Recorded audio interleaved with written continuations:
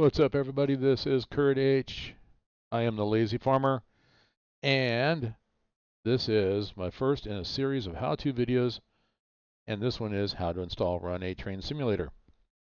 So Run8 Train Simulator does not install like other game programs out there. So there is a process, and this is one that you can use over and over again to create different iterations of Run8 on your computer. And this is something that you might want to think about in the future if you decide that you want to run a Run8 server, or if you want to run Run8 and Run8 a second version of it running as so you can be a dispatcher on a second screen.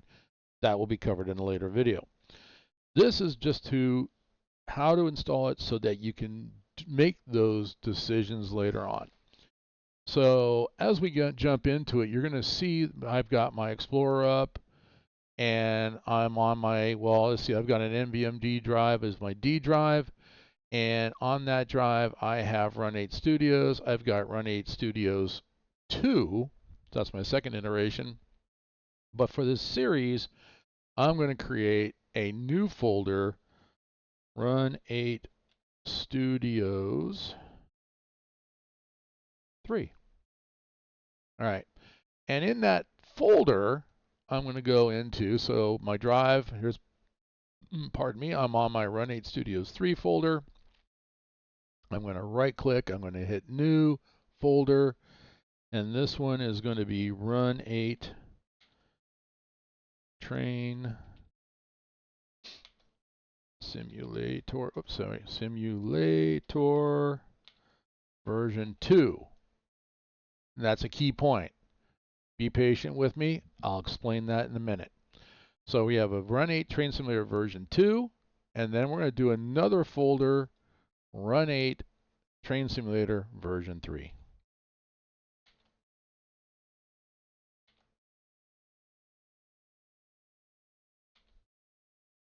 All right, so we've got the two folders in there. Now, what's the next step? Next step I'm not going to show you. Next step is advice. Advice is like belly buttons. Everybody's got one. But this is one that I really hope you all take advantage of. So I've got an external hard drive. That's my Seagate.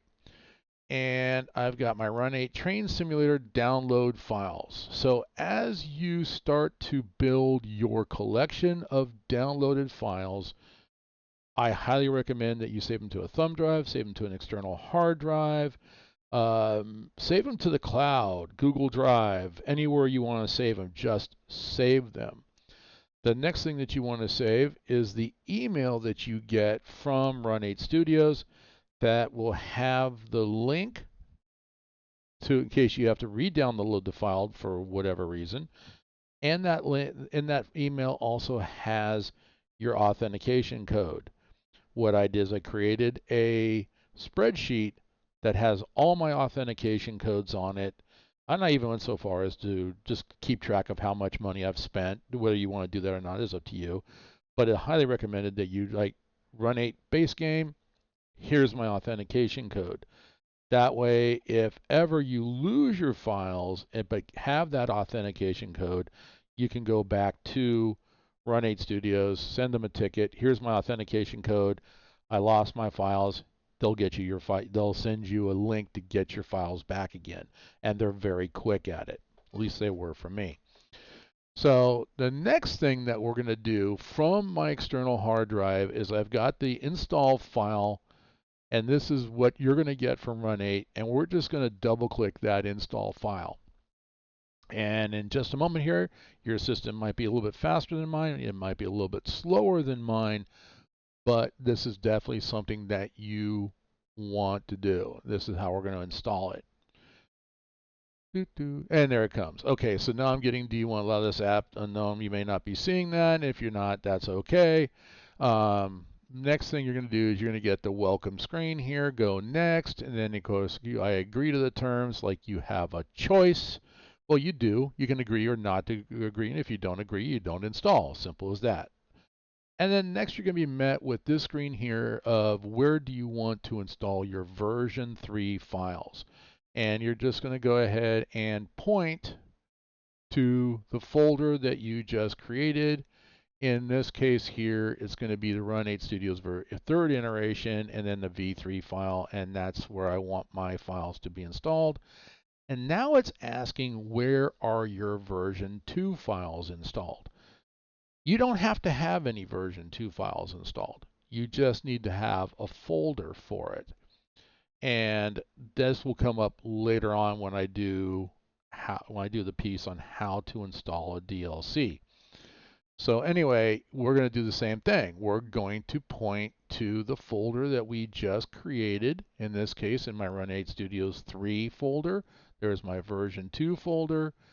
And yep, there's my path. I'm going to say next. It gives you the next page here that, okay, existing version 2 folder is where I've pointed it to. Existing version 3 folder is where I've pointed it to. Click next. We will copy and update your DLC into version 3. And there we go. That's it. And we're going to go ahead and let that run. It's installing everything into the version 3.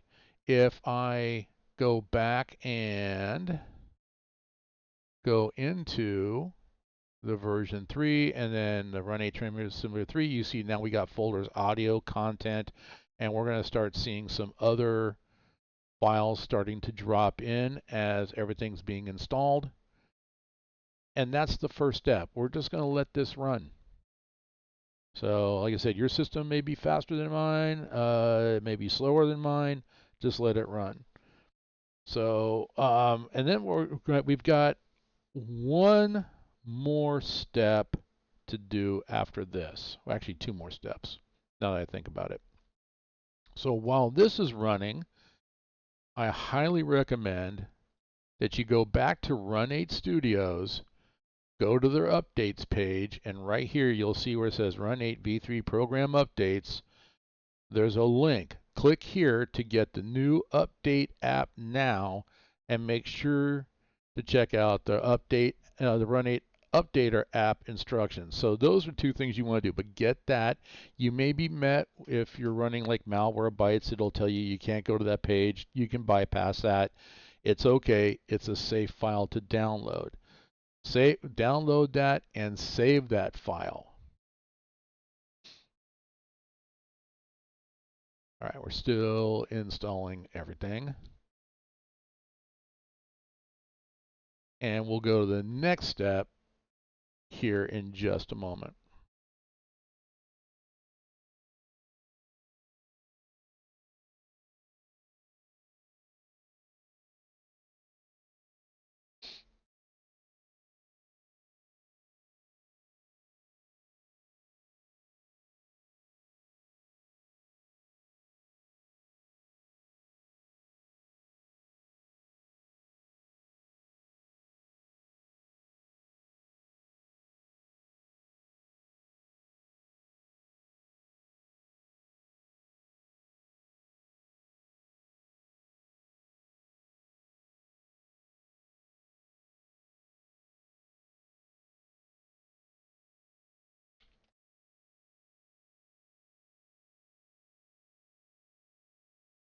Okay, still waiting, just quietly letting it run.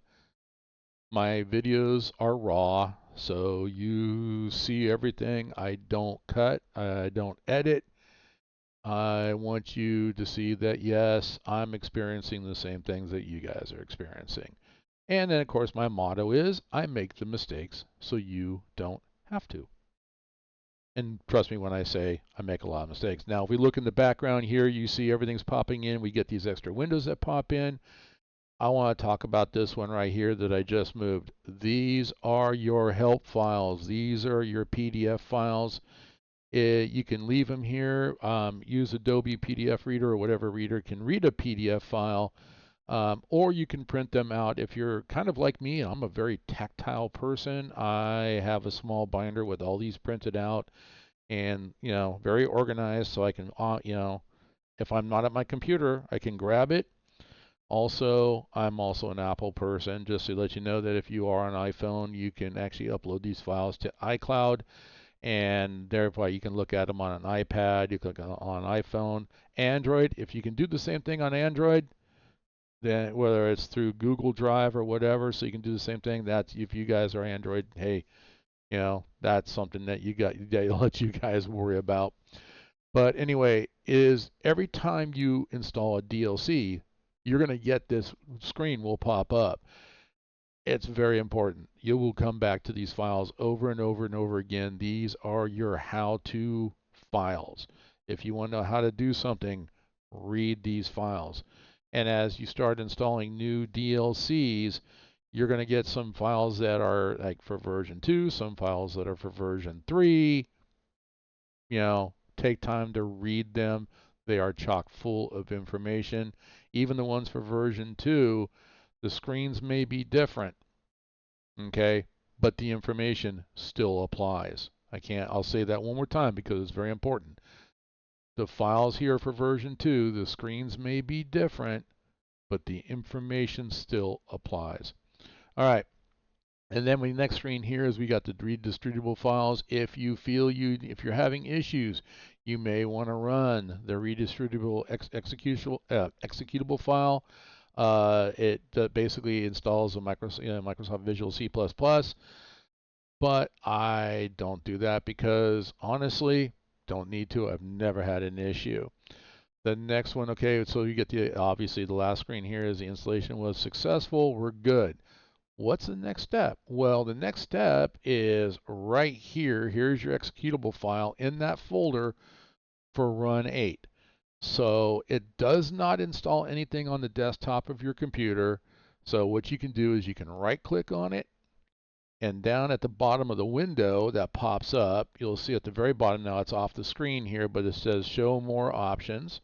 So I'm going to click on that, and you'll get an option that says send to. And I'm sorry, it's off the screen, but it's, you know what? Let me show you. I'll bump this up a little bit, and then maybe you can see it. So you got the pop, almost down here at the very bottom, and right here where it says show, well, down at the bottom it says show more options, and right here where it says send to, we're going to go desktop, create a shortcut. Shortcut will drop on your desktop, and it will look like this.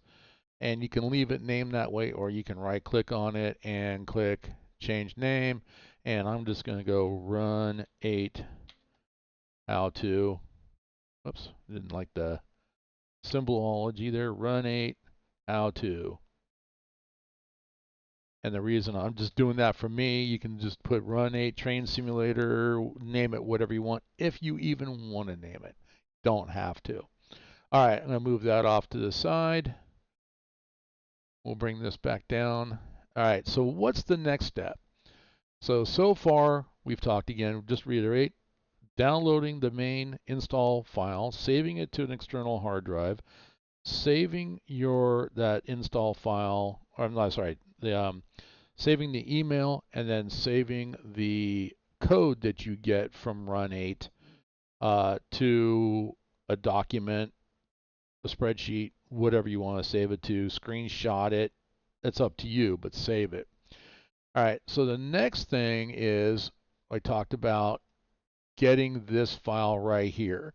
So if we click on that, I'm not going to do it for you. I'm going to show you what I get. So when we click on that, you're going to get a file, Run8 Train. Okay, right here, it's Run8 version 3 underscore Run8 updater installer. So that's on my external hard drive. What I'm going to do is I'm going to run that. Of course, I get the pop-up that says what it says. And then the same thing, this updater will not work for V2. It requires Run8 version 3. Well, if you're getting the latest version off the website, that is version 3. Of course, we got to accept the licensing agreement. We're going to point it to that same folder that we just finished installing. This is crucial. The updater has to be in the same folder with all your files. So we're pointing to that folder, which for me is under Run8 Studios 3, because the third iteration on my system. and then Run8 Train Simulator version 3. Okay. Go next, confirm that the path is correct, click next, and then installation successful. It's that fast. So what does it do? So if I go into that folder, I have here's my launcher, and then there's the updater. So if you want to do the same thing, you can create a shortcut on your desktop for the updater. It's up to you if you want to. I'm not going to. I've already showed you how to do it. You guys know how to create shortcuts. What I am going to do is I'm going to run it. And this is going to be crucial. You're going to see we get this file here, and it's going to go and it's going to compare what you have in that folder to what's currently out there. So it's going to go through and it's going to update the files to today's files. And it's also going to be adding a lot of other files too, because since the original version of version 3 came out, there's been new assets. And we've got some stuff from High Rail Simulations. We got some stuff from Jointed Rail. So we want to grab all that. Now this installer is going to take some time. It's a lot. Just let it run. And when it gets to the end, it's going to tell you hit any key you want and you're good to go. At that point, your base game has been updated. And so we've got the base game, which gives you Mojave subdivision. It gives you the Needles subdivision, and it gives you the Barstow hump yard. Primarily, that's BNSF, and on Needles, BNSF route on Mojave, and the Barstow hump yard. And then over by the Barstow hump yard, it gives you the Euramo flat switching yard for Union Pacific.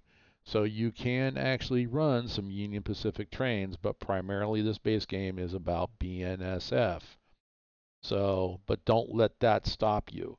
If you're a Union Pacific guy like me, because I'm a Southern Pacific guy anyway, I kept going. It's about running the trains.